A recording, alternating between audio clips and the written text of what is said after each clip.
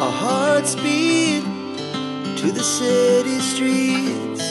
We began to feel the fire.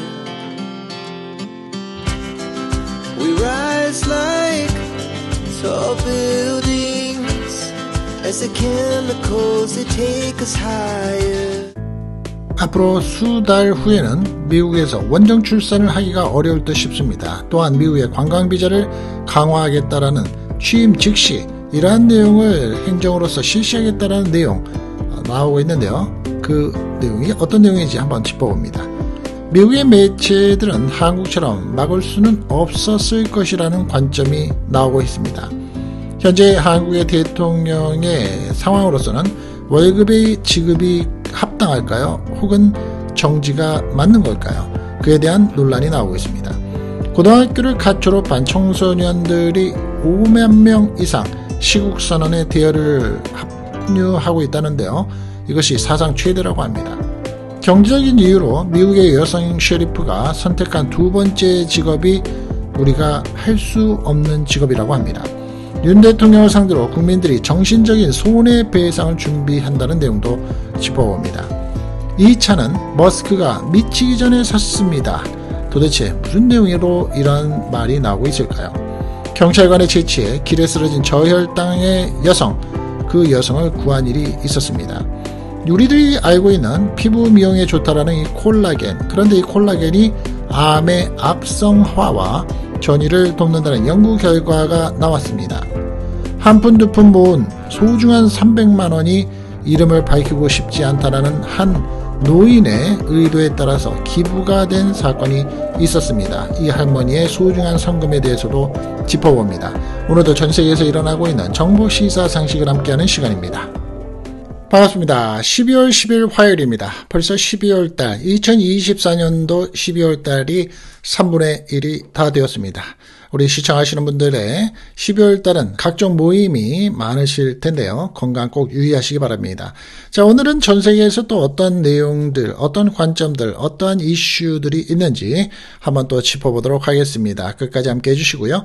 첫 번째 내용입니다. 미국에서는 원정 출산을 앞으로 못할 것 같습니다. 이 앞으로라는 것은 아마 이제 수개월, 1년이 안 되고 한 6개월도 안 될 그러한 시기가 되지 않을 건가 하는 예측이 나오고 있습니다. 이에 따라서 미국의 관광 비자 또한 강화가 될 것이다 라는 얘기가 나옵니다. 왜 그럴까요? 도널드 미국의 트럼프 대통령 당선인이 원정 출산을 차단하기 위해서 관광 비자 발급 요건을 강화하는 등의 방안을 검토하고 있다라고 월스트리트저널이 9일 전하고 있습니다. 트럼프 당선인은 선거 기간 부모의 법적 체류 상태와 무관하게 미국에서 태어난 사람에게 자동으로 주고 있는 시민권, 이 birthright citizenship이라고 그러죠. birthright citizenship을 축소하겠다라고 공약을 했습니다. 트럼프 인수위원회는 이를 위해서 여러 버전의 행정명령을 작성 중이라고 소식통을 인용해서 이 신문은 보도를 했는데요. 행정명령은 출생 시민권 제도와 관련해서 여권을 비롯해서 시민권을 증명하는 연방기관에서의 서류 발급 요건을 변경하는 데에 초점을 맞출 것으로 예상이 된다고 합니다. 트럼프 측은 행정명령이 시행이 될 경우 바로 소송이 제기될 것으로 예상이 되기 때문에 제한 범위를 어디까지 할지를 고민하고 있다고 하네요. 미국의 수정헌법 14조죠. 미국에서 출생을 하거나 귀화를 한 사람, 행정관할권 내에 있는 모든 사람은 미국 시민으로서의 규정을 했고 연방대법원이 1898년 중국계 미국인이 제기를 한 소송에서 이 원칙을 확정했었던 겁니다. 인수위원회는 원정 출산과 관련해서 행정명령이나 규정에 있어서 제정 등을 통해 임신부가 태어나는 자녀의 미국 시민권을 위해서 여행자 등으로 위장을 해서 미국에 입국하는 것을 막을 전망이라는 겁니다. 이를 위해서 관광비자의 자격 기준을 강화하겠다라는 것도 검토 중이라고 합니다. 관광비자는 보통 이제 10년 기한으로 발급이 되죠. 한 번 입국 시에는 6개월 정도 체류를 할 수 있습니다. 무비자 말고요. 관광비자. 트럼프 지지자들은 출생시민권은 19세기의 노예 출신자들에게 시민권을 주기 위한 취지의 이 수정헌법 14조를 잘못 해석한 것이라고 주장을 하고 있는 겁니다. 중국과 한국 등에서 성행을 하고 있는 출산 관광에도 비판적입니다. 중국의 업체들은 최근에 몇 년 동안 이러한 서비스를 광고하며 주목을 받았고 LA 한인타운에서도 이 같은 업체들이 성행을 하고 있죠. 이 비공식적으로 암암리에 미국의 비자 정책이 강화가 되면 항공사들의 임신한 여성의 미국행 항공편의 탑승을 거부할 수 있다는 우려도 제기가 됩니다. 임신이 된 상태에서 비행기를 탑승하는 것을 거부한다는 겁니다. 현재 조착을 해서 입국이 거부될 경우 항공사가 승객을 다시 데려와야 하기 때문입니다. 외국인이 미국의 영토에서 출산하는 것이 금지된 것은 아니지만 출입국 당국은 방문객이 여행 목적에 대해서 거짓말을 할 경우에는 입국을 거절할 수도 있다는 게 골자입니다. 참고가 되시고요. 이에 대해서 혹시 주변에 관계가 되실 만한 분들, 혹시 또 조심을 해야 될 만한 친인척들이 계시다면 이 영상의 내용을 함께 권유하시고 공유하시기 바라겠습니다. 미국의 매체들, 전 세계의 매체들도 한국의 모든 매체들은 당연하게 지금 한국의 상태, 한국의 상황에 대해서 하루 종일 24시간을 예의주시하고 있습니다. 그리고 이것이 장기화가 될 수 있다는 우려가 가장 큰데 미국의 매체 중에서 이런 또 이 관점을 가지고 있는 매체가 있습니다. 만약에 미국에서 이러한 비슷한 일이 일어났었더라면 한국처럼 막지 못했을 수 있었다. 못 막았을 것이다. 이런 관점입니다. 한국의 이제 이 명칭이 12.3 비상계엄이라고 보통 하고 있습니다. 한국의 12.3 비상계엄 사태가 6시간 만에 끝난 것은 한국의 민주주의의 승리이자 동시에 전 세계의 민주주의의 위기를 보여주는 하나의 징후다라는 또 관점이 있는 겁니다. 전북대학교의 설동훈 교수는 AP에서 궁극적으로 민주주의는 여론을 움직이는 것이 전부라며 이번 사태에서는 모든 것이 스마트폰이나 유튜브 등 여러 미디어로 방송이 됐다는 것이 결정적이었다라고 말을 합니다. 군대를 이용해서 국회를 멈추려 한 윤 대통령의 시도가 친위 쿠데타의 정의에 들어맞는다며 세계적으로 친위 쿠데타가 증가를 하고 있다라고 얘기를 시작합니다. 미국의 카네기 멜론 대학교와 펜실베니아 주립대학의 공동 연구 결과에 따르면 1945년부터 지금까지 일어난 46차례의 친위 쿠데타 중에서 10번이 최근에 10년 사이에서 발생을 했다고 합니다. 또 다른 나라에서는 성공을 했을 수도 있다라며 다른 권위주의적 지도자들은 윤 대통령보다도 더 잘 준비되어 있었을 수도 있다라고 지적을 한 겁니다. 그러면서 도널드 트럼프 대통령 당선인이 공화당원들로부터 굳건한 지지를 받는 미국처럼 양극화된 사회에서는 한국과 같은 대중의 참여나 야당의 반대가 없을 수도 있고 군대가 동원될 수도 있으며 국회가 해제의 표결을 하지 않을 수도 있다고 보는 겁니다. AP는 미국의 일각에서는 트럼프 2기의 행정부에서도 비슷한 일이 벌어질 수 있다라고 우려를 한다라면서 그는 민주주의의 기둥을 흔들겠다고 공언을 했고 어떤 규범이나 법, 심지어 헌법까지도 파괴하는 것이 정당화될 수 있다고 생각한다라면서 한편으로는 얘기를 하고 있습니다. 미국의 상황을 얘기하는 듯한 우회적인 얘기를 하는 듯한 모습을 보이는 듯 하면서도 사실은 이제 미국의 행정, 민주주의 또 법치주의 국가로서의 어떤 규범 또 미국의 민주주의의 강점을 비교를 한다고 해도 한국에서의 국민들의 여론 그리고 준비된 상황에서의 이 단결력이 아마 미국 쪽에서는 아마 이것이 좀 어려웠을 수도 있을 것이다. 비슷한 상황이 일어났더라면 이겁니다. 사실은 관점은 그건데요. 이에 대한 평가는 또 다르게 볼 수도 있죠. 어떻게 미국을 단편적인 모습만 보고서 평가를 하느냐. 사실 미국이란 나라는 어려울 때에 강한 모습을 보여주는 게 대표적인 나라다. 이렇게 보는 관점이 있을 수도 있겠죠. 하지만 또 이러한 시각으로서 한국의 현재까지 모습의 상황을 이렇게 판단하는 외신들도 있습니다. 현재 한국의 대통령에 대한 상태가 어떤지는 여러분들 다 아시죠. 그리고 직무정지에 대한 논란이 계속되고 있는 가운데 한쪽에서는 이런 얘기가 나옵니다. 현재 월급이 지급이 되죠. 대통령들도. 그런데 이 대통령의 월급의 지급이 합당한가? 아니면 말이 이렇게 나왔기 때문에 지금 상황에서 정지가 맞느냐? 비상계엄 사태 이후에 직무 폐지가 된 윤석열 대통령의 월급 수령 여부에 대해서 관심이 쏟아지고 있습니다. 9회 국가 공무원 보수 규정에 따르면 대통령의 연봉은 2억 5,494만 원으로서 월 급여는 세금 전에 2,124만 원, 세금 후에는 1,400만 원 수준이라고 합니다. 윤 대통령은 지난 7일 대국민 담화를 통해서 임기를 포함해서 앞으로의 전국 안정 방안은 우리 당의 일임을 하겠다고 밝히며 사실상 대통령의 직분에 대해서 일을 중단하겠다라고 얘기를 한 거죠. 이에 따라서 국민들 사이에서는 직무를 수행하지 않는 기간에 대해서 월급 지급도 정지돼야 한다는 목소리가 높아지고 있다는 겁니다. 대통령뿐만이 아니라 대통령실 참모진 역시 제 기능을 하지 못하면서 용산 대통령실의 존재 자체가 국민적인 공문을 사고 있다라며 통상 공무원의 월급이 17일 지급되는 만큼 이번 달은 직무 배제 이후에 10일간의 급여를 제외하고 지급돼야 한다는 것이 다수 국민의 의견입니다. 다만 대통령 급여 내역이 비공개인 만큼 실제 지급 여부와 금액은 확인이 어려워서 논란은 한동안 지속이 될 전망이라고 하네요.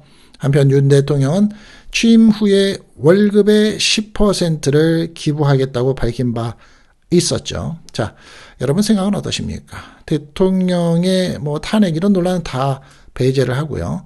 현재 직무 정지를 하겠다라고 공식적으로 내놓은 상태에선 월급을 받아야 될까요? 그래도 월급은 주는 게 맞다라고 생각을 하십니까? 고등학교를 갓 졸업한 우리 학생들을 청소년이라고 합니다. 물론 고등학생들도 청소년이라고 말을 하죠. 이 어린 나이, 보통은 이제 15세, 16세, 17세, 18세가 되는 거죠. 그런데 이 갓 졸업을 한 청소년들 5만여 명이, 왜냐하면 선거권을 가지고 있는 나이가 되기 때문에 이제 참여를 할 수 있는 나이의 대열에 들어가기 때문에 이 나이가 지금 현재로서는 이슈가 지금 되는 겁니다.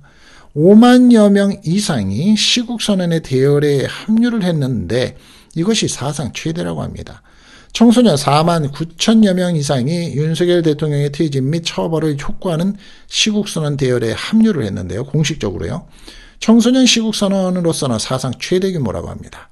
청소년 인권운동연대 지음, 이 지음과 청소년 인권 행동 아수나로라는 것에 약자를 쓰는 거죠, 지금.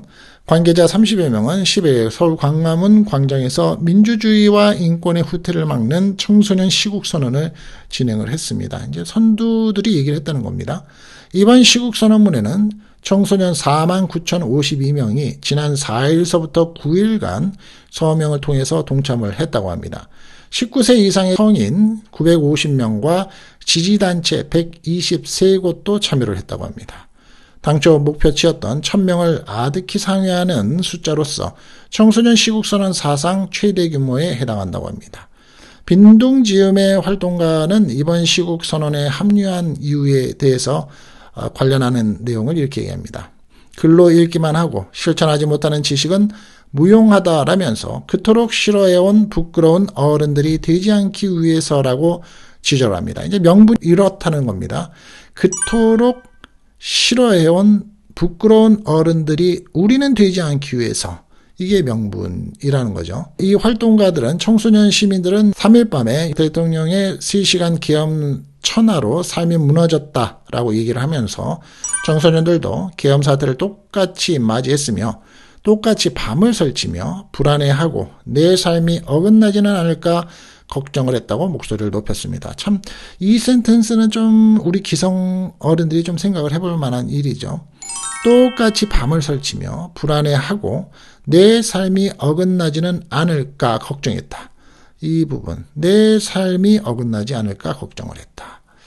많은 생각을 해보게 되네요. 기성세대로서는. 그러면서 청소년들은 정치로부터 분리된 사람들도 정권의 영향을 받지 않는 사람들도 아니다. 오히려 그 영향에 더 극단적으로 노출이 된다라면서 따라서 청소년들의 퇴진의 광장을 열고 윤 대통령의 탄핵과 처벌을 요구하는 것은 미래를 위한 연습 따위가 아닌 당장 사회를 바꾸고 더 나은 삶을 살기 위한 실천이라고 얘기를 하고 있습니다. 물론 뒤에 어떠한 더 많은 이유와 명분이 있는지는 아직은 모르겠습니다만 기성세대 입장에서 이제 17, 18, 19의 청소년들의 생각이 이렇게까지 들고 있나라는 부분은 우리가 좀 간과하면은 안 될 얘기라고 판단을 하는데요. 여러분 생각은 어떻습니까? 늘 게임에 빠져 있고 스마트폰에 빠져 있고 햄버거를 즐겨 먹고 피자를 즐겨 먹는 이 나이의 학생들이 공부와 미래에 대한 비전을 생각하기보다는 나와서 피켓을 들고 있는 모습은 분명히 아쉬움이 크고 씁쓸한 마음이 드는 부분은 부모 세대로서는 우리가 들 수밖에 없지 않을까 싶습니다. 미국의 보안관이라고 얘기를 하죠. 셰리프. 이 셰리프들은 일반적으로 타운이나 카운티에 있는 경찰관들보다 권한과 또 받는 보수도 크고 활동 범위도 큽니다. 그런데 경제적인 이유로서 미국의 여성 셰리프 한 명이 세컨잡을 가졌는데요. 경악할 세컨잡입니다. 미국의 한 여성 보안관 대리가 음란물에 출연을 한 사실이 드러나서 결국 사임을 했습니다. 9일 영국의 데일리메일, 뉴욕포스트, 미국의 CBS 등 외신에 따르면 콜로라도주의 아라파호 카운티 보안관 사무실에서 21년간 근무한 셰넌 로플랜드 44살입니다. 보안관직과 별개로 포르노물에 출연을 한 부업이 최근에 발각이 되면서 보안관직에 사임을 했습니다.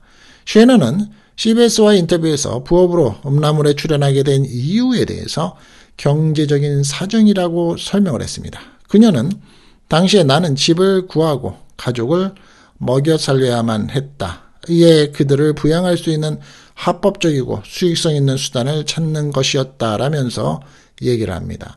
미국은 대표적인 음란물의 합법화 나라입니다.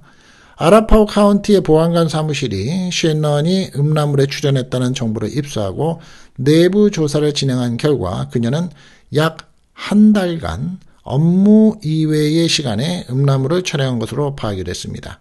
이것은 부업을 원할 시에 사전 승인을 거쳐야 하는 사측 내부 규정을 어긴 것이라고 설명을 합니다. 셰넌 역시 사전 허가를 요청하지 않은 건 정책 위반이었음을 알고 있다라고 인정을 합니다. 그러나 그녀는 사전 승인과 관계없이 많은 의원과 공무원들은 여분의 돈을 벌기 위해서 살아남기 위해 할 수 있는 일을 지금 이 순간에도 하고 있다라고 해명합니다. 즉 나만 그런 게 아니에요. 공무원들 중에서 많은 또 의원들 중에서는 살기 위해서 혹은 엑스트라 돈을 벌기 위해서 이런 일을 하고 있어요. 라는 거죠. 실제로 그녀는 작년에 6월에 발생한 폭풍으로서 자택이 보험 처리가 어려운 약 50만 달러, 하나로는 7억 1,800만 원의 우박과 침수 피해를 입었고 주택담보대출 이자율 역시 3배가량이 인상이 되면서 압류 절차가 진행이 됐다고 합니다. 이처럼 늘어나는 빚과 치솟는 이자율을 감당하기 어려워서 그녀는 한 달 전부터 약 6편의 포르노물에 출연한 것으로 확인이 됐습니다. 또 보안관 사무실의 업무 외에 운전학원도 운영했던 것으로 드러났습니다. 그녀는 CBS와의 인터뷰에서 저축해둔 돈도 다 썼고 가족에게 돈을 빌리고 지출을 줄여도 빚독촉 전화에 시달렸다라며 내 행동은 절박함에서 비롯됐습니다. 남편 역시 찬성 의사를 밝혔습니다라고 전합니다. 이어서 어떤 사람들은 돈을 벌 수 있는 더 나은 방법이 있다고 주장할 수 있지만 당시에는 돈을 벌 수 있는 다른 방법이 없었습니다라고 호소를 했습니다. 그녀의 사연을 접한 누리꾼들은 갑론을박을 벌이고 있다고 하는데요. 누리꾼들은 부업으로 성인 영화에 출연했다는 게 사임까지 해야 할 이유는 아니다. 그녀는 가족을 부양하려 했을 뿐이다 라고 반응을 보였고요. 반면에 일각에서는 부끄러운 줄을 알아라 등의 목소리도 나왔습니다. 여러분은 어떻게 생각하십니까? 댓글을 안 다셔도 됩니다. 하지만 마음속으로 한번 생각해 보시죠. 극한 상황에서 빚에 쪼들리고 내가 먹을 수 있는 집에 냉장고에 음식이 없는데 집에서 가족들은 나를 쳐다보고 있으면 평생 20년 이상을 해오던 경찰관, 쉐리프, 보안관의 보수 외에 돈을 벌어야 된다면 이러한 직업까지 선택을 하는 것이 합당하다라고 생각하시나요? 아니면 하물며 슈퍼마켓에 캐셔도 있는데 굳이 그것을 했어야 되느냐? 당장의 순간에 큰 돈을 번다고 해서 했어야 되느냐라고 생각을 하십니까? 자, 또 하나의 큰 이슈가 있습니다. 이 대한민국의 윤 대통령을 상대로 국민들이 정신적인 손해배상을 준비 중이라고 합니다. 즉 손해배상을 청구하는 준비를 한다는 소리는 돈이 관계가 된다는 거죠. 국민들이 윤석열 대통령을 대상으로 정신적 손해배상 소송을 제기한다고 합니다. 10일 윤석열 내란 행위에 대한 위자료 청구 소송 준비 모임에서는 윤 대통령을 피고로서 1인당 10만 원의 위자료 배상으로 청구하는 소송에 나선다고 밝혔습니다. 이 모임은 비상계엄, 내란 시도로 정신적인 피해를 본 국민들을 피해를 보상받기 위해서 꾸려졌으며 소송은 박근혜 전 대통령 탄핵소추 측의 국회 측 대리인을 역임한 이금규 변호사의 제안으로 준비 중인 것으로 알려졌습니다. 이 변호사는 원고를 모집하는 게시물을 통해서 윤 대통령이 선포한 비상계엄과 국회의원의 의결을 방해한 계엄군의 행위는 반헌법적 행위라고 지적을 하면서 이 때문에 국민들은 생명과 신체에 대한 위협을 받았다고 강조를 하고 있습니다. 그러면서 불법 행위로 인한 손해배상 청구권을 국민들은 가지고 있다라며 위자료 명목으로 10만 원의 배상을 구하는 소송을 제기한다고 설명했습니다. 한편 19세 이상의 대한민국 국민이라면 모임에 참여해서 원고로 소송에 참여할 수 있다. 변호사의 선임료는 무료이며 승소금은 전액 기부될 예정이라고 합니다. 미국에서 운전하고 다니면서 테슬라 차량에 이런 스티커 보신 적 있습니까? 이 차는 머스크가 미치기 전에 샀습니다. 테슬라 차주들 사이에서 테슬라 최고 경영자에 대한 불만을 드러내는 스티커를 차에 붙이고 있는 것이 유행이라고 합니다. 친환경에 관심이 많아서 전기차를 구매한 진보적 성향의 테슬라 소유주들이 도널드 트럼프 미국의 대통령 당선인과 이 관계를 이어가는 머스크의 행보에 대한 실망감을 이러한 방식으로 내보인다는 겁니다. 10일 파이낸셜 타임즈는 테슬라 차주 사이에서 벌어지고 있는 이 같은 현상을 짚으면서 머스크가 자기 소유의 소셜미디어 플랫폼인 X에서 점점 더 우익적이고 음모론적인 입장을 드러내고 트럼프 대선 자금으로서 2억 달러 이상을 쏟아부으면서 일부 소비자들이 테슬라라는 브랜드에 대해서 냉담해지고 있다라고 보도를 하고 있습니다.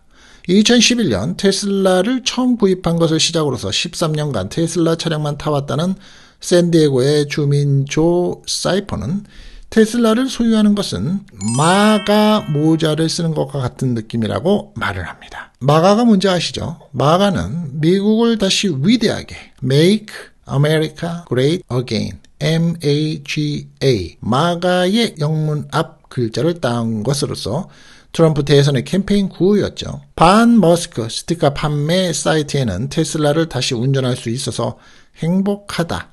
머스크를 참을 수는 없지만 내 차는 좋아한다는 것을 알리기 위해서 필요한 스티커. 화가 난 테슬라 소유자들에게는 훌륭한 제품 같은 네티즌 후기가 올라오고 있다고 합니다. 그래서 결국은 이거죠. 나는 테슬라 차량은 좋아합니다. 그렇지만 나는 테슬라의 회장인 CEO 일론 머스크를 그렇게 믿지는 않습니다. 이런 내용입니다. 사람들의 생각은 참 별 근원에서 다 찾아내는 듯한 모습인데요. 이런 차량을 보신다 그러면 그 차량의 주인은 이런 생각을 가지고 있다는 내용입니다. 경찰관의 재치에 쓰러진 저혈당 여성을 구한 사건이 있었는데요. 경찰이 무인 점포로 달려가서 산사탕으로서 저혈당으로 쓰러진 여성을 구한 사실이 알려져서 화제가 되고 있습니다. 지난 2일 경찰청 유튜브에 따르면 지난달 금천구의 한 횡단보도 앞에서 길을 걷던 여성이 비틀거리며 주저앉습니다. 시민들이 여성을 도우려 대화를 시도했지만 이 여성은 얼굴과 손을 떨며 대화를 이어나가지 못합니다. 이에 시민들은 곧바로 경찰에 신고를 했고 신고를 받은 금천경찰서의 백산지구대는 여성이 있는 현장으로 출동을 했습니다. 현장에 도착한 경찰관이 쓰러진 여성에게 대화를 시도했으나 여성은 손을 떨면서 집에 가야 합니다 라고 말만 반복을 합니다. 이때 경찰관의 눈에 들어온 것은 여성의 휴대전화였습니다. 여성의 휴대전화 화면에는 손자로부터 걸려온 3통의 부재중 전화가 있었다고 합니다. 경찰관은 여성의 휴대전화로 손자와 통화를 해서 여성이 쓰러진 원인이 저혈당임을 확인했습니다. 경찰관은 여성의 혈당을 올릴 사탕을 구매하기 위해서 근처 무인점포로 뛰어갑니다. 이 경찰관은 신속히 사탕을 구매해서 현장으로 돌아왔고요. 경찰관이 사온 사탕을 먹고 안정을 찾은 여성은 병원 치료를 받고 건강을 되찾은 상태라고 합니다. 그렇죠. 재치죠. 현명한 겁니다. 경찰관이 그냥 쓰러졌으면 119나 911이라고 해서 그냥 응급차를 빨리 불러서 오라고 해서 태우면 그만일 텐데 상황 판단을 한다는 자체, 상황 판단에 대한 요령이 중요한 건데 지혜로운 경찰관 때문에 나쁠 만한 결과를 미리 막은 사건입니다. 피부 미용에 좋다라고 알려져 있는 콜라겐. 그런데 이 콜라겐이 암의 악성화와 전이를 돕는다는 연구 결과가 나왔습니다. 피부 미용에 효과가 있는 것으로 알려진 콜라겐이 암의 악성화, 이 관계인데요. 광주과학기술원, 이 이제 GIST의 약자라고 합니다. 암 전이 단백질인 디스에드헤린이라고 하는데요. 이것이 이제 콜라겐 분해 및 재배치로서 암의 악성화와 전이를 촉진하는 사실을 규명했다라고 10일 밝혔습니다.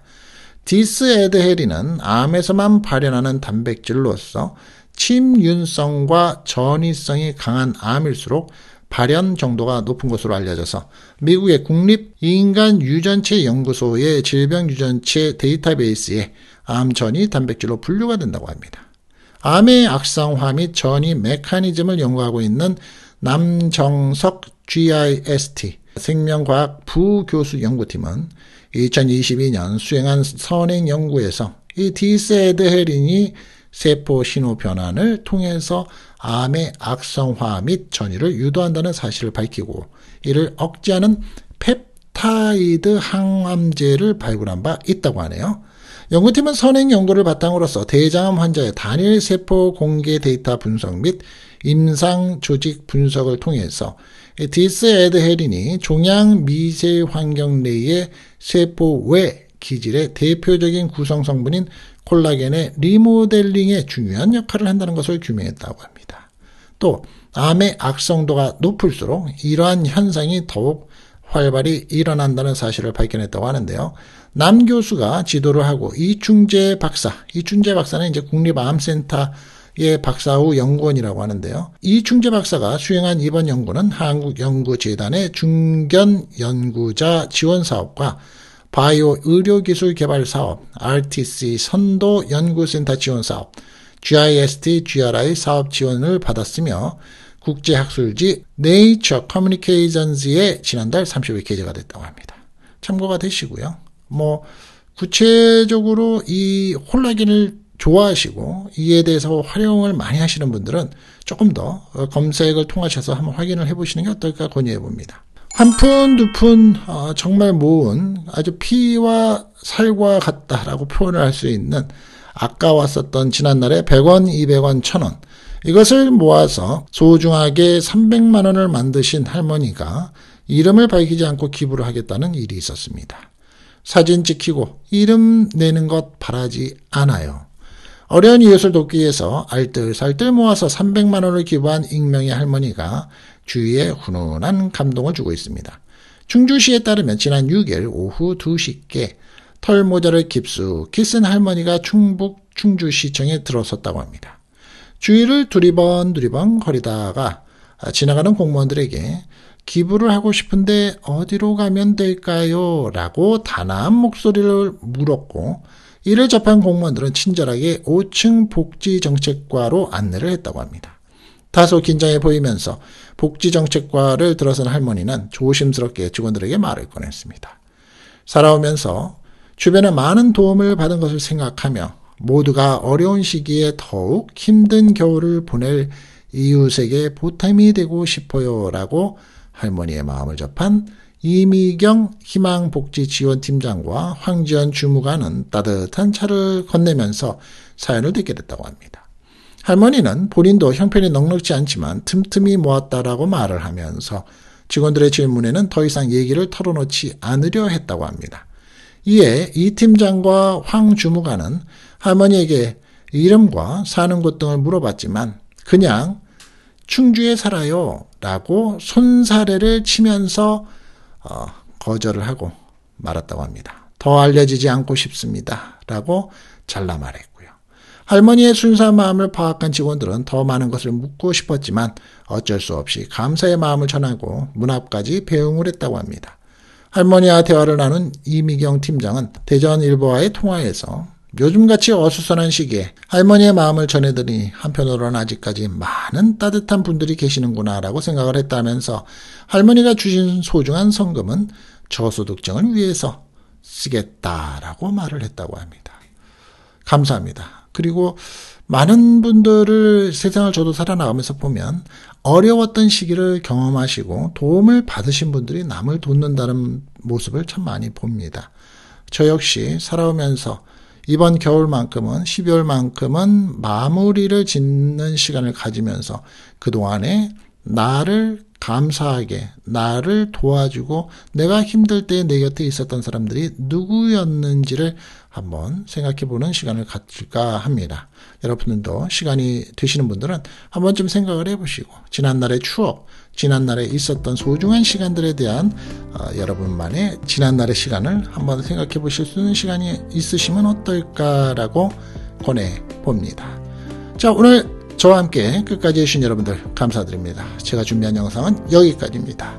다음 시간에 또 찾아뵙겠습니다. 감사합니다. Our hearts beat to the city streets. We began to feel the fire. We rise like tall buildings as the chemicals they take us higher.